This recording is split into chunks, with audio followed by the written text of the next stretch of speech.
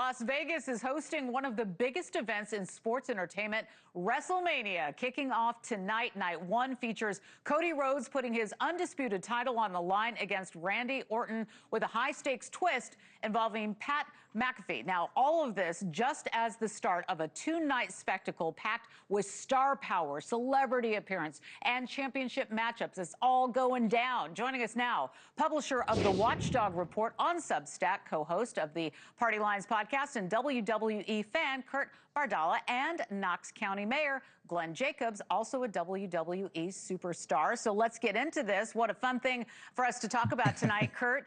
As night one starts, let's talk about what matches you're looking forward to seeing and what should we be looking for? Well, again, I think the integration of celebrity athletics, social media influencers. We have a contest that includes iShowSpeed, Logan Paul, two of the most, I can tell you, I got kids who are 12 and 10. They are two of the most influential human beings on planet Earth participating this year. I'm obviously interested to see if Randy Orton's going to successfully get his 15th World Heavyweight Championship against the American Nightmare, Cody Rhodes. It is a spectacle like no other. I've been to the last three WrestleManias, LA, Philly, and Vegas last year.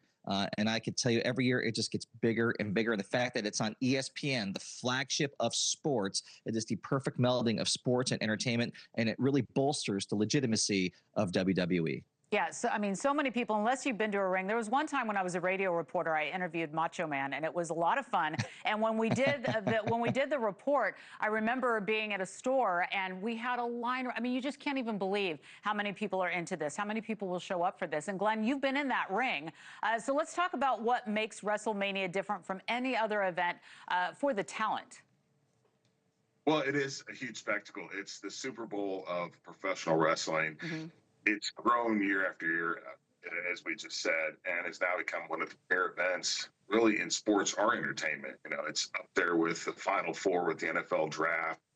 Not quite the Super Bowl, but nothing's up there at the Super Bowl. But it's has huge impact on the community where it comes to, but also obviously the stage that these athletes get to perform on. The match that I'm actually looking forward to the most is Obafemi versus Brock Lesnar. You see, younger guy, and this is his first opportunity on this big stage. I think it's going to be a breakout opportunity for him. So it launches careers, it wraps up storylines, it has celebrities, people like Pat McAfee that has a long relationship with WWE and then has also become extremely successful in his own right in other venues. So it really provides something for everybody. Right. And Kurt, you mentioned this earlier. For the first time, it's streaming on ESPN. And that's a really big shift for WWE's reach and really the future. Let's talk about the future. What does this mean? Are we going to be seeing more of it? I sure hope so. Again, many of us who have been fans for decades remember growing up, getting picked on if you were a WWE fan. It's fake. It's not real. It's scripted. And there was always that kind of, wrench that you carried around in your back there, that monkey. And now seeing it on the flex, there's a great picture, by the way, there when I got to meet Glenn Jacobs at Politicon in Nashville a few years back. Nice. Seeing ESPN, again, the legitimacy that brings, the audience that brings, the intersection of culture, sports, entertainment, athleticism, it is the perfect home for WWE. And there's a reason why you see now, anytime a sports team wins a championship, they get a WWE belt. You see athletes like Tyrese Halliburton ringside at WrestleMania. I remember 2 years ago, I was right next to, tight end of the 49ers, Greg Kittle, watching the action go down.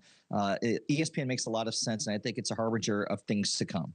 Right. And Glenn, in the past, the president has stepped into the ring, as we see now. We're watching that. He will host a UFC event at the White House in June. So, what does this say, you think, about the cultural reach of these sports? Obviously, President Trump loves to go to every sporting event. We've been watching him, and we see these pictures now. And then he's got that big event coming up. What do you think that signals to sports fans in this arena? Obviously, President Trump has a long relationship with WWE going back to early WrestleManias. But when I think about WWE and its impact, it's not just in America, it's really around the world.